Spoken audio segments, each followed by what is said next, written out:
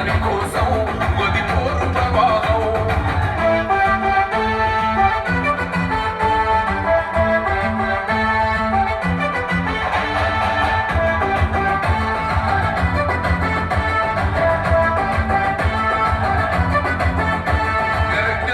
వర్ధిల్లాలని పిడికిలెత్తరో ఆ జగనం జనజ్ఞానం తొలుచుట కొరకో